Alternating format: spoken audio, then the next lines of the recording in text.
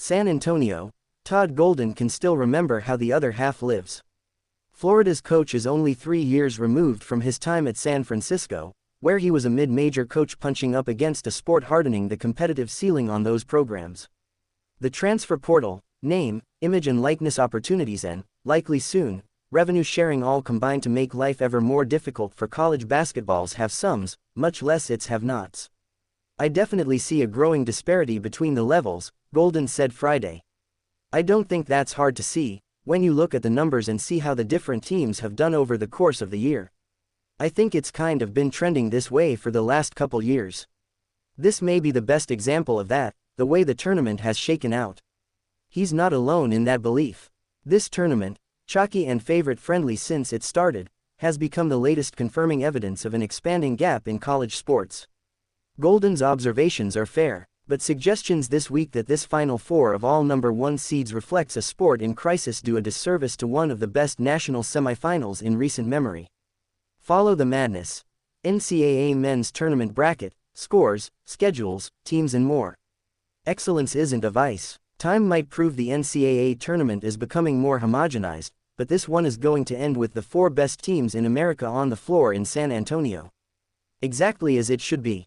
These are the best 4 teams in college basketball, Auburn coach Bruce Pearl said. I don't care who your 5th team is. I don't care. They don't belong here. These 4 teams have earned it all year long. It's not a knock on anybody else. It's a compliment to all these teams, all these coaches and programs. Both things can be true. The middle ground might be boring, but it's also fair. It is becoming harder for teams outside the calcifying moneyed elite to remain competitive, when their rosters can be picked through every spring by programs with better resources and bigger stages. Top seeds, where does this Final Four rank with the best ever? Golden's perspective is valid. He had to pull San Francisco up against stalwarts in his own conference Gonzaga, St. Mary's, much less a wider landscape increasingly unforgiving to programs like that. Florida's third-year coach is the only one of the 4 here this weekend who's seen both sides of these questions in the modern game. But if his words carry weight in one direction, they should in the other. And he's equally right in classifying this field as elite. I truly believe the 4 best teams in college basketball are here this weekend, Golden said. Even though there maybe weren't as many exciting upsets or storylines that way, I think the fact that all 4 of the best teams in college basketball all year long making it this far is a great storyline as well. It's difficult to argue otherwise.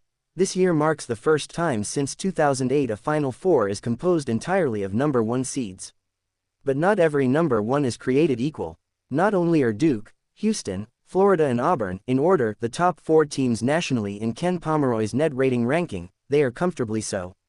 The gap in Pomeroy's metrics from number 1 to number 4 is actually slightly narrower than the gap from number 5 to no. 6. By the same numbers, that foursome is historic.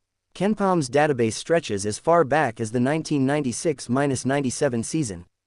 These 4 teams are among its 10 highest rated in that period. Duke and Houston each won their regular season and conference tournament titles. Auburn won the SEC in the regular season. Florida won the SEC tournament. And a chalky tournament across the board has increased the difficulty of their respective paths to San Antonio. None of this weekend's semifinalists played a team seeded worse than number 5 in the Sweet 16, or number 3 in the Elite 8. 3 of the 4 beat their region's number 2 seed to get here. Houston became the first number 1 since 2017 North Carolina to take the most difficult possible path, defeated the number 16, 8, 4 and 2 seeds on the way to the Alamodome. It's good for college basketball, Cougars coach Kelvin Sampson said Sunday, after dispatching Tennessee in the Elite 8. Whoever wins the games in the semifinals on Saturday, whoever wins those, it's going to be an unbelievable game on Monday. 1 year doesn't guarantee a trend. And even if the field is tilting toward high major teams long term, they will not often be made quite like this.